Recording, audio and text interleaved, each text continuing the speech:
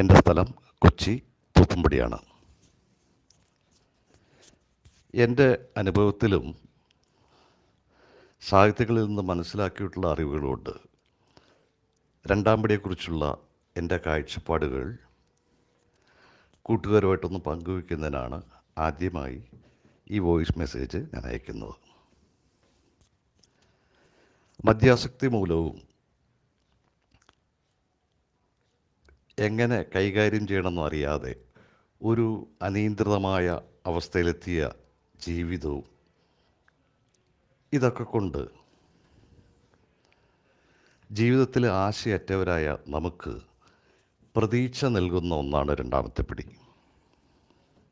ഞാൻ ഒറ്റയ്ക്കല്ല, എന്നെ സഹായിക്കുവാൻ ഒരു വലിയ ശക്തി എന്നോടൊപ്പമുണ്ട് എന്ന വിശ്വാസത്തിലേക്ക് എത്തിച്ചേരുമ്പോൾ ജീവിതത്തിന് ഒരു പ്രതീക്ഷയുണ്ടാകുന്നു.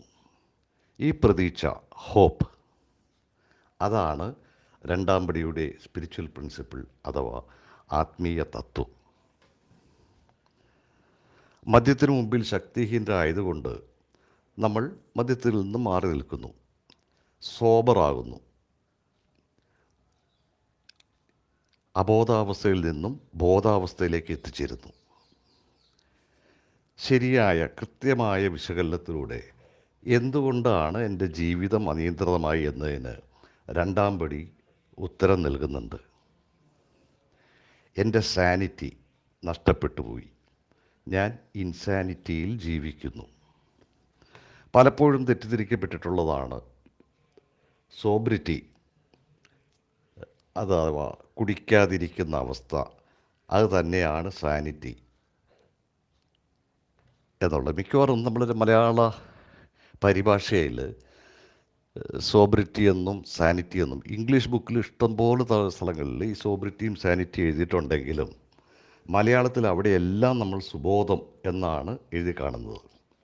യഥാർത്ഥത്തിൽ സോബ്രിറ്റി എന്നാൽ മദ്യപിക്കാതിരിക്കുന്ന അവസ്ഥ എന്നും സാനിറ്റി എന്നാൽ ശരിക്കൊരു വെളിവുള്ളത്, സുബോധത്തോടെയുള്ള, നല്ല സുബുദ്ധിയോടെയുള്ള, സ്വബോധമുള്ള അവസ്ഥ എന്നെല്ലാമാണ് അർത്ഥം വരുന്നത്. അപ്പോൾ എനിക്കുണ്ടായിരുന്നതും നേരത്തെ ഉണ്ടായിരുന്നതും നഷ്ടപ്പെട്ടു പോയതുമായ എൻ്റെ സാനിറ്റി വീണ്ടെടുക്കലാണ് ആൽക്കഹോളിക്സ് അനോണിമസിലെ റിക്കവറി. മോചനമെന്നോ അല്ലെങ്കിൽ രോഗമുക്തി എന്നോ അല്ല ഞാൻ റിക്കവറി എന്നതിനെ ഏല റിക്കവറിയെ കാണുന്നത്. കാരണം മോചനം എന്ന് പറഞ്ഞിട്ടുണ്ടെങ്കിൽ ലിബറേഷനും രോഗമുക്തി എന്നൊക്കെ പറഞ്ഞാൽ ക്യൂർ എന്നൊക്കെയാണ് ഇംഗ്ലീഷ് വാക്കി കിടക്കുന്നത്. അപ്പോൾ പ്രോഗ്രാമിൻ്റെ ലക്ഷ്യം തന്നെ ഒരിക്കൽ നമുക്കുണ്ടായിരുന്നതും എന്നാൽ ക്രമേണ നഷ്ടപ്പെട്ടു പോയതുമായ സാനിറ്റി വീണ്ടെടുക്കുന്ന ഒരു പ്രക്രിയയാണ് റിക്കവറി എന്നാണ് ഞാൻ മനസ്സിലാക്കിയിട്ടുള്ളത്. അതൊരു പ്രക്രിയയാണ്, ഒരു ആജീവനാന്ത നമുക്ക് തുടർന്നുകൊണ്ട് പോകേണ്ട ഒരു പ്രക്രിയയാണ്. പക്ഷേ കുടിക്കാതിരിക്കുന്ന അവസ്ഥ, സോബ്രിറ്റി, അതൊരു അവസ്ഥ മാത്രമാണ്. ഇതിൽ ഈ രണ്ടാം പടി വളരെയധികം തെറ്റിദ്ധരിക്കപ്പെട്ടിട്ടുള്ളതും ആശയക്കുഴപ്പമുണ്ടാക്കുന്നതാണ്. അതിൻ്റെ പ്രധാന കാരണം ഞാൻ നോക്കുന്നത് അത് മലയാളത്തിലേക്കുള്ള പരിഭാഷയിൽ സംഭവിച്ചിട്ടുള്ള കാര്യമാണ്. നമ്മളതിൻ്റെ ഇംഗ്ലീഷിൽ ഒറിജിനൽ ഒന്ന് നോക്കിയാൽ came to believe that a power greater than ourselves could restore us to sanity. പക്ഷേ മലയാള പരിഭാഷയിൽ ഈ ആശയമല്ല നമുക്ക് കാണാൻ കഴിയുന്നത്.